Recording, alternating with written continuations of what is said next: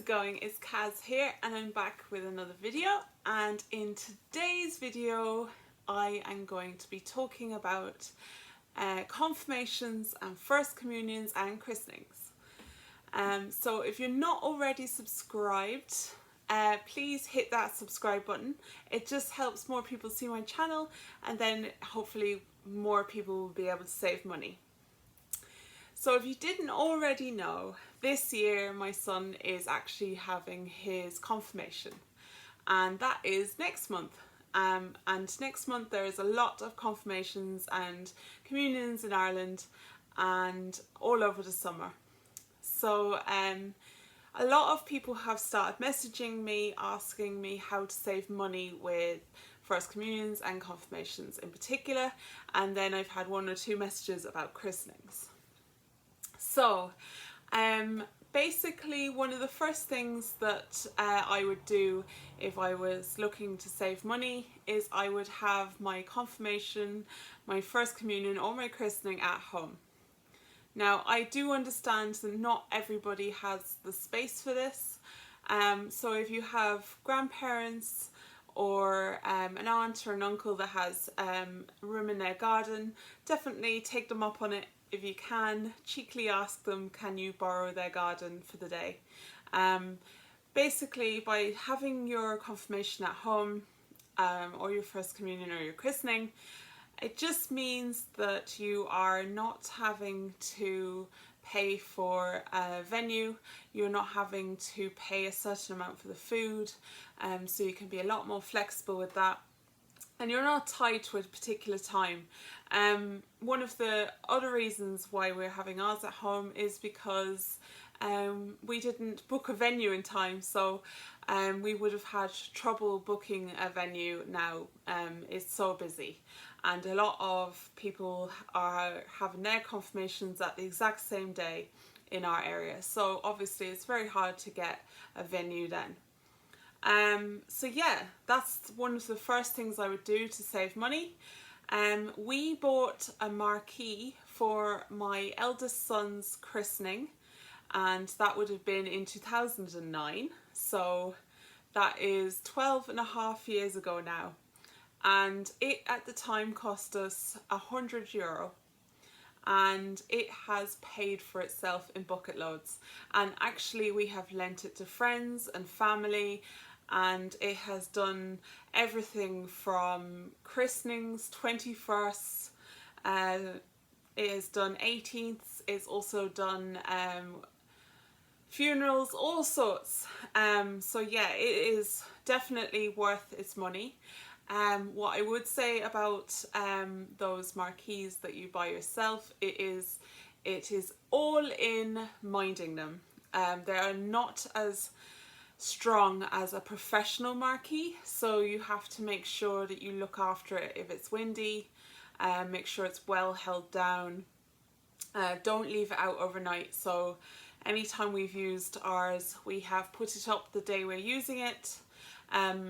We would have maybe put up the frame the day before and then put on the sides the day we're using it, and then we take it down the day we used it also. Unless it's not that windy, we might just take off the sides. But yeah, in general we just put it up and take it down that day, and that has always worked out fine. And yeah, it's a pretty decent sized marquee, and it has done, as I said, so many events. So that is number one cost saving, and it will pay for itself tenfold. Then the next cost saving is with the food. So for my son's confirmation, we're actually getting food catered for, but no means did we have to do that. So yeah, we could have just done all the food ourselves. However, this time we've decided to go for catering, and that has cost us €80, and we could have probably got it a lot cheaper if we did it ourselves, but for this time we decided it was completely worth it. So yes, that is another possible saving. So we are hiring in some food, and then I have decided to make a dessert table myself. So I will make lots of different lovely desserts, and a lot of them will be able to be made and just stuck in the fridge, and I can just pull them out that day. So it's going to be no effort on the day. Things like banoffee pie, pavlova, things like that, things that are easy, cheesecakes, things like that. So yeah, that is another thing we're going to do. Then I also plan on making my son's confirmation cake myself.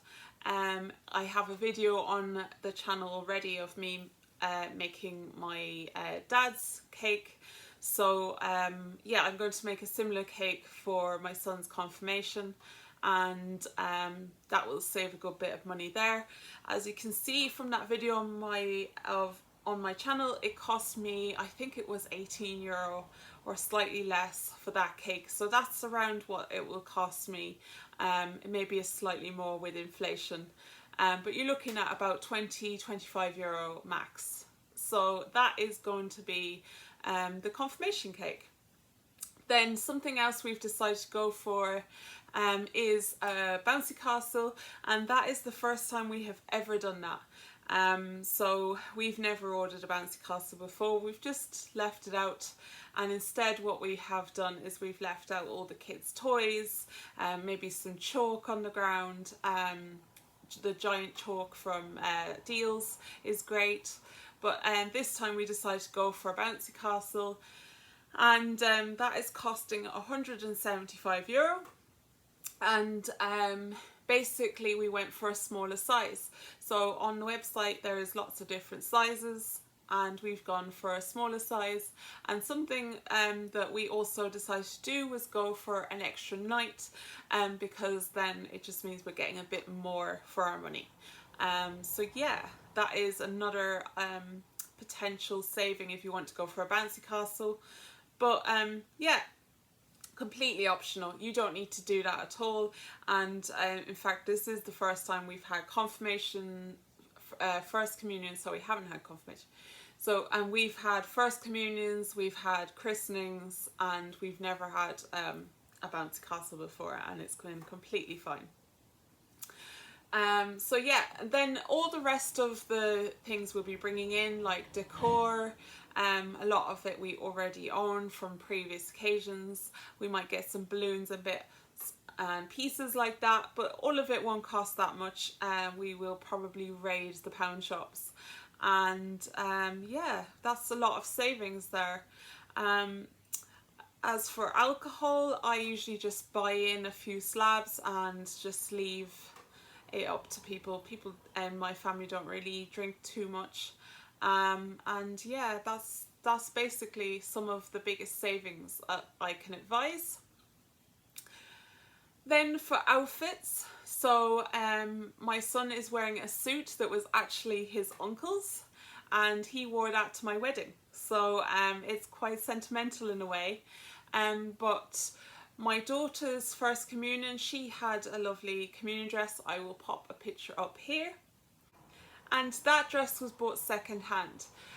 So I only paid €50 for that dress, and the lady that I bought it off actually had spent €500 on that dress. And with it came the dress, the veil, the gloves, 2 pairs of shoes, which actually my daughter couldn't wear. She was the wrong size for them as well, but it did come with shoes. It came with all the accessories, a bag. It even came with rosary beads, if you can believe that. But yeah, so basically it came with the entire outfit, and all of that came for €50. So just keep an eye on Avra's Done Deal and Facebook Marketplace, because you will pick up a real bargain, and often they have been dry cleaned already.